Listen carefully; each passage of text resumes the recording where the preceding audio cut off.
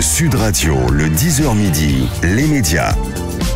Les invités du jour. Les invités du jour, il va y avoir du sport, comme on dit, Florian Gazan et Christophe Ajus. Bonjour, merci d'être là. Bonjour. Bonjour Florian, bonjour Christophe. Alors vous allez présenter tous les deux, commenter plus précisément WW SmackDown, je ne sais pas si je l'ai bien dit, tous les samedis soirs en prime time sur la chaîne L'équipe, donc 21h minuit. Et c'est WWE, c'est World Wrestling Entertainment. Oh, vous m'épatez, Valérie. Donc c'est du catch. C'est du catch. Et alors racontez-nous ce qu'on va voir. Racontez-nous ce qu'on va voir. On va écouter la bande-annonce déjà. Bonsoir à tous et bienvenue sur la chaîne L'équipe. On est très heureux avec Christophe Ajus de vous retrouver désormais tous les samedis soirs à 21h. Pour 3 heures de sport, de spectacle avec un énorme S. Ce sont les deux shows de la WWE. Christophe, qu'est-ce qu'on va voir? On va voir de grandes superstars, de grands matchs, beaucoup d'actions, de la folie. Monsieur Florian Gazan, bonsoir. Bonsoir à tous, bienvenue sur la chaîne L'équipe.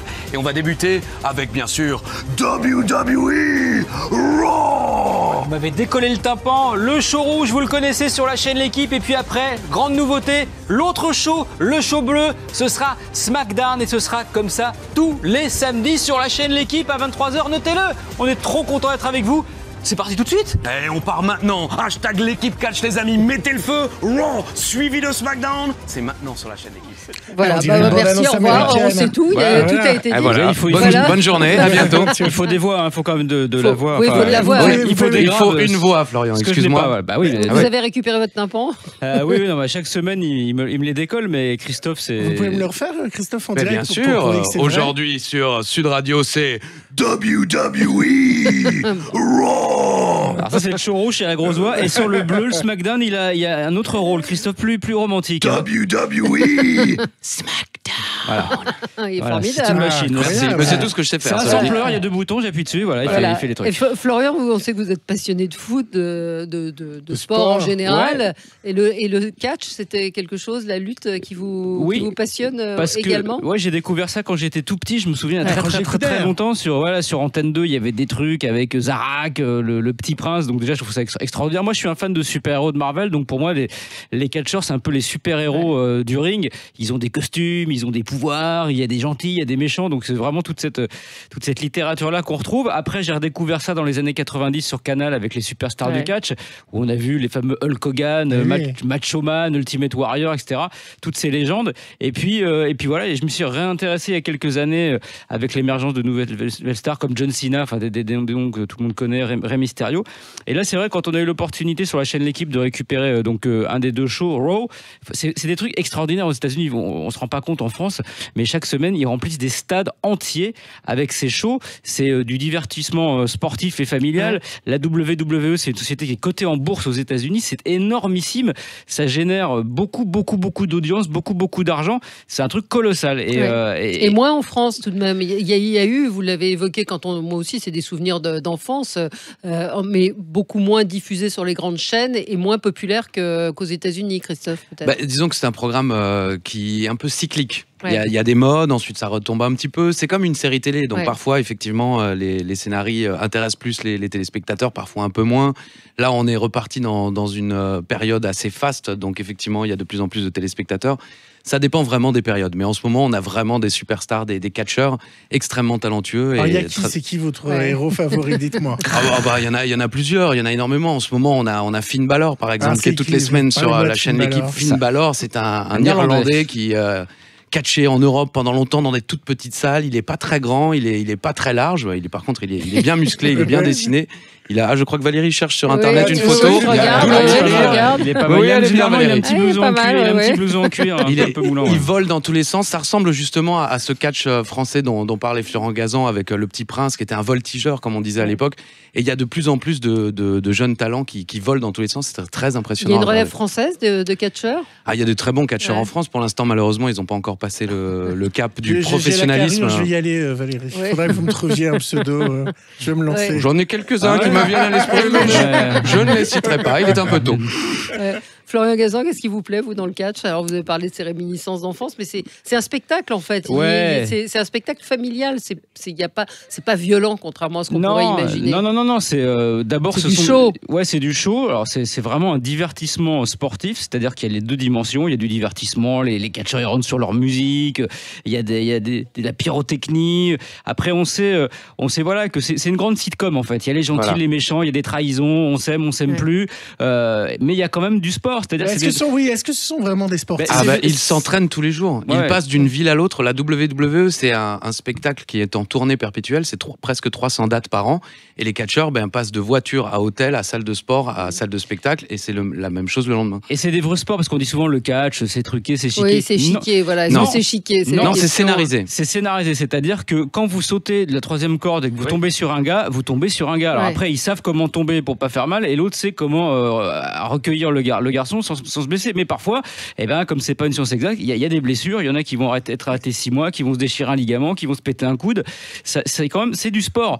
Mais au début du match, c'est convenu qui gagne par rapport c'est scénarisé. On sait en gros, on sait qui va gagner, mais en gros, ils savent les grandes lignes. C'est comme un scénario, en fait. Ils savent les grandes lignes de ce qui va se dérouler, mais après, ils improvisent un petit peu, et c'est des professionnels. Et franchement, quand on dit ne le faites pas à la maison, c'est des gars qui s'entraînent. C'est extrêmement dangereux. C'est des gars qui s'entraînent des heures et des heures par jour pour répéter des mouvements, pour savoir les faire à la perfection, pour pas se faire mal. Mais c'est du boulot. C'est pas, ils arrivent avec un collant, hop, c'est parti, roule jeunesse. Ils sont assez. Ils sont obligés d'être musclés pour amortir les chocs. Qui a inventé le catch? Ça vient d'où? C'est une vieille. Alors c'est qui a eu cette idée, on ne sait pas exactement, mais ça vient des foires, des traditions où à l'époque l'homme fort arrivait dans la ville et défiait quelqu'un de la ville. L'homme fort des foires. Voilà. Et au bout d'un moment, les promoteurs de ces hommes forts se sont rendus compte que ça pouvait être dangereux pour leur homme fort. Donc ils ont décidé de prendre un complice dans le public qui représentait le gars de la ville et qui allait battre l'homme fort qui débarquait. Et petit à petit, ils ont commencé à organiser ça dans des salles, se démarquer un peu des foires, et puis c'est devenu le catch moderne qu'on connaît aujourd'hui. Allez, on se retrouve dans un instant avec Florian Gazan et Christophe Ajus pour parler donc de du retour. Non, il y a toujours eu du catch, mais en tout cas des grandes soirées désormais sur la chaîne L'équipe tous les samedis soirs entre 21h et minuit avec la WWE. Je fais bien, pas mal. De mieux en mieux. J'ai le frisson. Ils sont méchants. Allez, à tout de suite. Restez avec nous sur Sud Radio. Je regarde les. Moi, quand j'étais petite, je regardais ça avec mon père. J'adorais ça. Ah ouais, c'était Roger Coudert. Mais les gamins, ils aiment bien. Les gamins, ils aiment bien, c'est rigolo, quoi. On peut parler des femmes. Il y a des femmes ou pas? Oui, bien sûr. En ce moment, elles sont justement en train de beaucoup mis en avant les femmes. Ouais. Bon, les femmes explosent. Oui. Sud Radio, 10h midi. Valérie Expert. Entre 10h et 11h, on parle médias à ne pas manquer le samedi soir sur la chaîne L'équipe WWE SmackDown. Je n'ai pas voulu le refaire quand même, je ne vais pas me ridiculiser à chaque fois. Florian Gazan, Christophe Ajus, vous allez vous présenter, donc commenter plutôt ces soirées avec SmackDown, ces soirées de catch. Les femmes, elles sont aussi assez performantes, hein. Oui, effectivement. Le catch féminin existe depuis toujours, mais en ce moment, aux États-Unis, à la WWE en particulier, ils essayent de mettre de plus en plus en avant les personnages féminins. Donc il y a du couple ou pas? Non, c'est en général ça arrive. Il y a évidemment, c'est comme dans tous les milieux professionnels. Hein, il y a des catcheurs qui finissent par épouser des catcheuses. Mais je parlais des combats entre hommes et femmes. Il y a des matchs mixtes, mais c'est rare. C'est rare. Est-ce des catcheurs homosexuels? Oui. Je pose la question. Bien sûr, évidemment. Joe l'Arc-en-Ciel, je sais pas moi. Non, il n'y a pas de Joe l'Arc-en-Ciel, mais actuellement, il y a une jeune superstar qui s'appelle Velveteen Dream qui joue effectivement sur ce côté spectacle. Et à l'ancienne aussi, parce que l'un des premiers catcheurs célèbres aux États-Unis s'appelait Gorgeous George, qui jouait un homme efféminé, et c'était le héros de Mohamed Ali. C'est grâce à Gorgeous George, ce catcheur, que Mohamed Ali avait décidé de faire des déclarations au micro à l'image d'un catcheur, en disant qu'il volait comme un papillon, piqué comme une abeille. Et alors, comment on se prépare pour commenter du catch? Alors, peut-être Florian Gazan. Il met des boules caisses. Moi, je mets des boules caisses, on prend des pastilles sur la gorge parce que, évidemment, on est dans. Oui, vous êtes obligé d'être dans l'énergie. On est dans l'énergie, c'est le catch, c'est quelque chose d'extravagant. Donc, nous, il faut qu'on le soit également. Et puis, voilà, qu'on mette un peu en jeu les enjeux des matchs, qu'on fasse vivre tout ça. Et on commande ça comme des gamins. Mais en fait, comment on le prépare? Nous, on découvre découvre les matchs, on découvre les trucs. Après, encore une fois, comme le dit Christophe, c'est une sitcom. Ouais. C'est amour, gloire et beauté. Ouais. C'est-à-dire que chaque semaine, il y a des choses qui se mettent en place, qui vont se dérouler la semaine d'après. Et voilà. Donc, on suit le scénario, en fait, et on commente ce grand feuilleton hebdomadaire. Mais c'est un feuilleton sportif. Et vous n'aimeriez pas être sur place? Bon, je sais, c'est l'équipe, ils n'ont pas forcément les moyens de vous envoyer là-bas. Donc, attendez, l'équipe a des grands moyens. Non, mais Christophe a la chance d'y être déjà allé. Moi, je rêve forcément d'aller faire WrestleMania, qui est le grand événement au mois d'avril, qui est le grand show annuel. Là, c'est forcément, on a envie de vivre ça quand on aime le catch. Parce que moi, j'ai déjà vécu. Vous avez déjà été, oui. Je l'ai vécu à Bercy, puisque là, cette année, ils reviennent d'ailleurs. Le 17-14 mai. Voilà. 2018. Et vous verrez que le catch marche en France parce que Bercy sera ras la gueule comme l'année dernière. Et Aix-en-Provence aussi, puisqu'on est sur radio. Exactement, Aix-en-Provence, et ce sera plein. Et là, on voit vraiment, quand on le voit en vrai, c'est encore plus impressionnant parce qu'on voit à quel point, c'est un show énorme à l'américaine, c'est des athlètes. C'est un spectacle à vivre dans le ring et à la fois dans le public. Oui. Il y a beaucoup de chants et c'est très bon enfant. C'est un public familial. Il y a des gens de tout horizon qui sont là et qui chante, encourage les catcheurs, les slogans, tout ça. Et il faut comprendre aussi que les fans de catch savent ce qu'ils sont en train de regarder. Ouais. À l'époque, vous parliez du catch français, les gens pensaient effectivement que c'était vrai. Ouais. Après, on a dit chiquer, mais aujourd'hui, les fans de catch regardent vraiment ça comme ils regarderaient Walking Dead ou une série. Quoi. Il y a quand même des prises, il y a quand même des mouvements qui sont codés, comme dans le judo ou. Non, oui, bien sûr. Il y a des clés de bras, mais comme le disait Florian, c'est comme des super-héros, ils ont tous leur finishing move, comme on dit en américain. Sauter de la troisième corde, des trucs comme ça. Effectivement, et puis il y a des noms, ou des clés de soumission, chacun effectivement a son super pouvoir. Exactement. En fin de combat, quand il va gagner le combat, il fait sa prise de finition, et le public le voit arriver. Donc il y a l'excitation. Est-ce qu'elle sera contrée, est-ce qu'elle sera pas contrée? C'est marrant à animer. J'imagine que vous vous amusez beaucoup tous les deux, non? On se régale parce qu'en plus, encore une fois, Florian moins que moi, évidemment, mais pourquoi? À cause des cris, forcément. Oui, non, on se régale parce que évidemment, ça reste. On peut mettre du second degré, ça reste quelque chose qu'on essaie de faire sérieusement. On le fait vivre sérieusement, mais on se marre aussi beaucoup parce que c'est un show. C'est un show et même eux, dans le catch, il y a toute la partie où ils discutent, où ils s'affrontent, où ils s'invectivent, et pas que les combats. Donc c'est quelque chose. C'est du cirque. Vous pourriez écrire une chanson sur le catch? Écoutez, oui, mais pas maintenant là tout de suite, mais je vais y réfléchir. Vous savez qu'il est auteur de chansons, Florian Gazan. Florian Gazan est à peu près tout ce qu'on peut imaginer. Voilà, il sait tout faire. Gilles m'a mis la biographie de Florian Gazan, il me dit tu lis pas ce que je t'envoie, mais il y en a 4 pages. C'est vrai, alors que la mienne tenait sur 3 lignes. Je suis vieux aussi, c'est pour ça. Vous savez ce que j'ai dans mon iPhone, parce que je finis mon lancement. Vous connaissez pas le Diable au corps? Non. Écrit par Florian Gazan. Ah oui. Écoutez.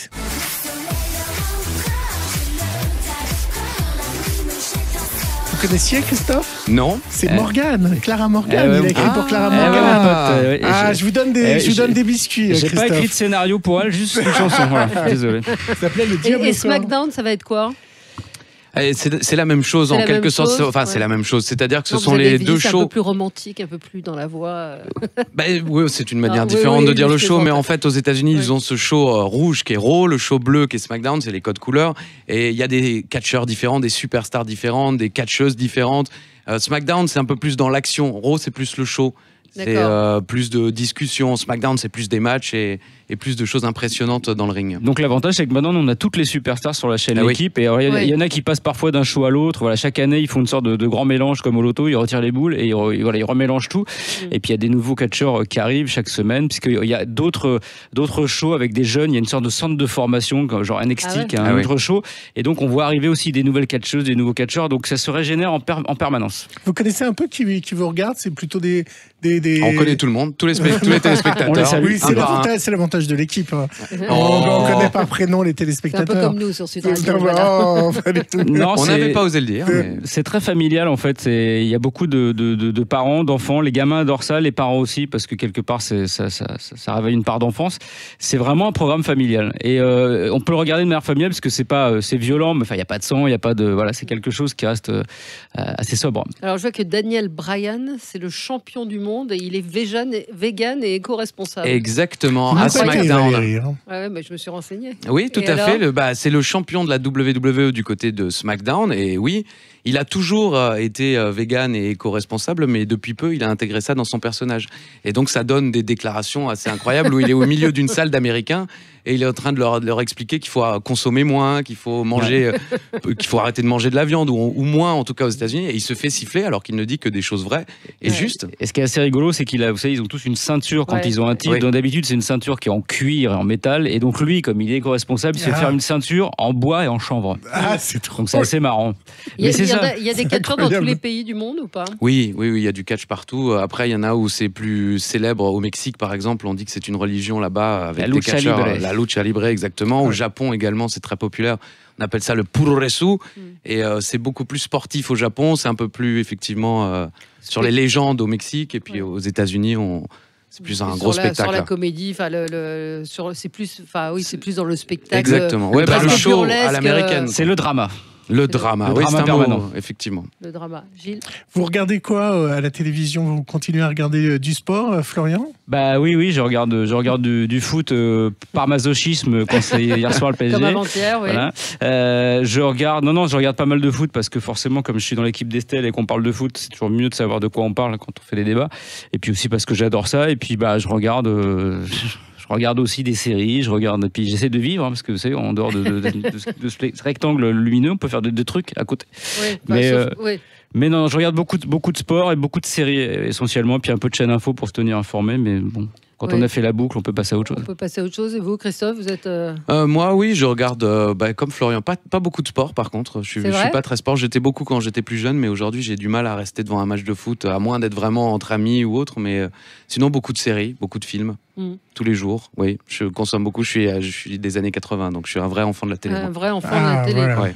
Sur le catch en lui-même, vous êtes allé voir les émissions à l'étranger. Il y a d'autres émissions. Bien sûr, à la WWE est diffusée quasiment dans le monde entier. Et comme l'a dit Florian, et donc moi j'ai à chaque fois, ce sont des présentateurs différents qui sont choisis en fonction des pays. C'est ça? Ah bah oui, en l'occurrence, toujours le même c'est-à-dire show, qu'ils auraient du mal à nous envoyer en Allemagne. Non, mais ça, j'ai bien compris, non, mais- parce que bon. Mais il n'y a pas des shows locaux à chaque fois, des émissions plus spécifiques dans d'autres pays? Après, si, il y a le catch s'est développé de manière différente dans beaucoup de pays. Comme dit, au Japon ou au Mexique, ils ont des fédérations mexicaines et japonaises qui sont diffusées à la télévision. Mais c'est vrai que la WWE reste un peu le Hollywood du catch. C'est diffusé dans le monde entier, quoi. Ouais. Mais en France, il n'y a plus vraiment d'organisation, si? Ah, il y en a tous les week-ends du catch français. Hein. Si, il y en a, après, il y a peu de moyens, mais les catcheurs sont souvent plutôt bons. Mais après, c'est vrai que les salles sont petites, mais il y a du catch. Il y en avait ce week-end en Bretagne, je crois que la salle était pleine. Après, je crois que c'était que 1000 personnes, mais c'est déjà énorme pour un spectacle de province. Et on commence à quel âge le catch en général, vous savez ça? Ah, on peut commencer à tout âge. Il y a des catcheurs comme Rey Mysterio, cité Florian Gazan. par exemple. C'est trop tard, moi. Ah, c'est C'est vrai jamais que- trop tard. Hein. C'est vrai que l'Undertaker est plutôt jeune non plus. Hein. Et il Voilà. continue encore à catcher, mais après, vaut mieux pas commencer très jeune parce qu'encore une fois, certes, c'est du spectacle, mais pour les catcheurs, c'est un sport. C'est physiquement très difficile. Non, mais c'est pour ça. Est-ce Donc, il qu'il faut effectivement- y a des jeunes des très Bien jeunes sûr, qui. des très jeunes, ça dépend ouais. quel âge, mais je dirais que à l'adolescence, 16 ans, 17 ans, c'est pas trop mal pour commencer. Après, on peut commencer par faire de la lutte, du judo. Il y a d'autres sports qui peuvent mener au catch. Qu'est-ce qui est interdit? On a le droit de mordre, on a le droit de taper dans des endroits? Rien n'est véritablement interdit. C'est comme on a d'accord. dit, c'est du spectacle. Donc, si l'arbitre regarde pas vu, pas pris, quoi. Ah, d'accord, Donc, on peut arracher mais les après, cheveux, effectivement, on peut- on n'a pas le droit de taper dans les parties intimes, de mettre un doigt dans les yeux, par exemple. Bon, ils le font de temps en temps, mais il y a, Voilà. il y a quelques règles quand même. C'est pas l'anarchie la plus totale sur le ring. Non, C'est il y a des codifié un règles. minimum. Mais la liberté est là, puisque c'est. On peut écraser un pied. Oui, non, mais je sens que ça vous, Oui, ça vous titille. Oui, hein. Gilles, ça le titille. Il dit qu'il a Ouais. peut-être un avenir. Ouais, Il Gilles, voit dans le. il est sur Internet. Il est en Ouais. CDD ici, ça Peut-être, se termine oui, bientôt. non, ça se termine bientôt. Il Au sent mois de qu'il a juin. une voix, un personnage. peut-être, je Non, il y a un truc, ouais. Ah oui, bien sûr. Je Allez, sais pas. donc WWE SmackDown, allez, refaites-le nous une dernière fois, Christophe Ajus. Tous les samedis soirs à 21h sur la chaîne L'équipe avec Florian Gazan. WWE Raw, suivi de WWE SmackDown. Eh ben voilà, c'est parfait. C'est On bien. sera devant la chaîne. Si vous voulez des L'équipe. jingles, il Oui, je suis là. Oui. Vous faites des jingles aussi? Ah, je fais tout, moi. La vaisselle, les jingles. Tout sauf la lessive. Merci beaucoup Florian Gazan, merci Christophe Ajus. Donc du catch, du vrai beau spectacle le samedi soir sur la chaîne L'équipe. Merci à vous. Tous les samedis et tout le soir. Enfin, vous écoutez l'antenne. 21h minuit. 21h minuit. Allez, merci à vous. On se retrouve dans un instant.